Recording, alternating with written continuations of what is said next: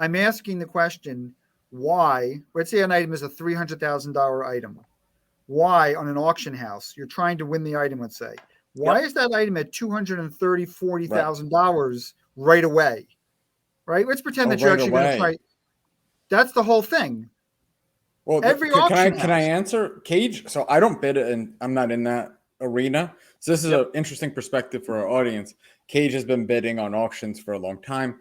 I kind of play with the minnows, the peons, as Cage calls it. But Cage says, when I asked about that, it's because people want to go into extended bidding, right? They want a reminder. It's like an alert, right? Hey, bid, and I get the option to go into extended bidding. Right. But it's more than that. Okay. But it's more than that. So what's happening is, and it's no different than what is happening on eBay, is that people own a card, or they own a similar card, or they own they're controlling a vertical, and they're making sure that, okay, I'm going to get it to 70, 80% right away, and I'm safe there, right? And then we'll see what happens at the end of the auction, and maybe I'll come in again, and maybe I won't come in again. And the same kind of thing is happening on eBay, where basically people are protecting their investments and what they're collecting or investing in. And the point I'm making is it's just as prevalent on eBay as it is on the other major auction houses. It's taking place widespread in our industry, and it's not just eBay. Anybody who thinks that shill bidding is only occurring on eBay is wrong. I mean, I guess I just, people will go to lengths. I have one account. I have a golden account, and when I list a card and I go in to look at what it's selling for a couple of days before it sells, I see it and I say, there's a thing on the top of the page that says, this is your item. You cannot bid. Even though I'm clearly not trying to bid on it, it's right there. It's got a No, you can't bid on your own items on Golden, and you can't do it on eBay either. But your friend can bid, or you can bid, which is what we're talking about. We're not talking about, this whole conversation is not about people who are having their friends bid or who are bidding themselves on their own items. We're talking about people who are protecting the markets. And that's what's going on eBay. And it's very difficult to deal with it. And that's what's going on in the auction houses too. Take note, take watch. You'll see next time you see, Heritage, Golden, PWCC, Mile High, Memory Lane. Okay, watch them all. And the first 48 hours, it's a race to get that thing up very close to where the market value is. And that's no different than what's going on eBay.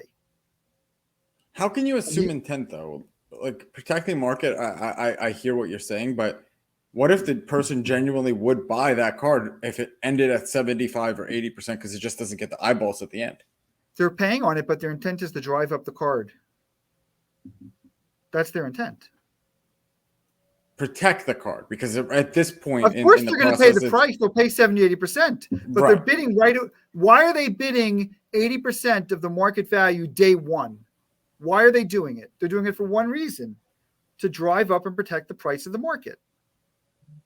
I don't see how that's a bad thing for the hobby. I think that's liquidity for the hobby. And then from there, if the price keeps going up, it shows the true market. If not, if the price ends there, now the next auction, it's another 20% haircut. Cage, chime in, but I don't see anything wrong with that. Well, I mean, you shouldn't be bidding or having somebody else bid on a card. I mean, you shouldn't. That shouldn't be it. But I understand what Rick's saying. I guess my deal is, if the card's only worth 70 or 80%, it's going to wind up selling cheap. I think it's what you're saying, Andrew. It's going to wind up 70, 80% anyway. I'm sure it happens. I'm sure it happens, Rick. I mean, you've been doing this for quite some time. But people are bidding these prices right away because they're trying to support the market / drive up the market. But how does it support the market or drive it up to have something, with a week to go at 70% of the value? That really supports or drives anything? It doesn't really do anything. It lets you know that the card could potentially sell for 70 or 80% is when the card ends. See, that's the difference between eBay and this. The Trae Young prices, they're selling for more than they're really worth. Right. You know what I mean? Somebody's not coming in early on eBay and bidding it up to 70% because they're coming in at the end and bidding 130%. And I'm saying that stuff is happening on the other auction houses too. I mean, it's entirely possible. It's entirely. You know what?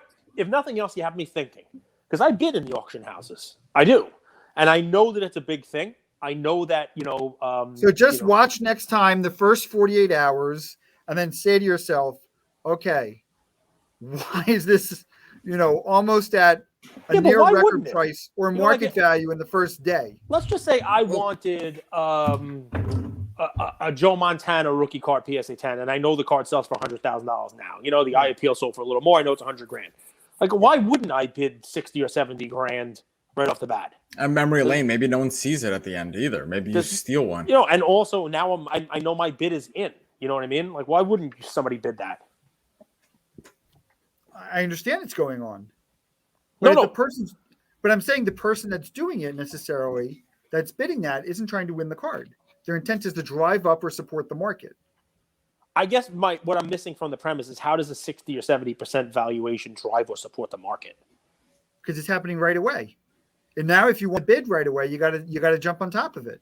And then it gets higher. Then the next guy's got to jump on top of it. And then he pushes it a little higher. It's an artificial floor. Okay. All right. Yeah.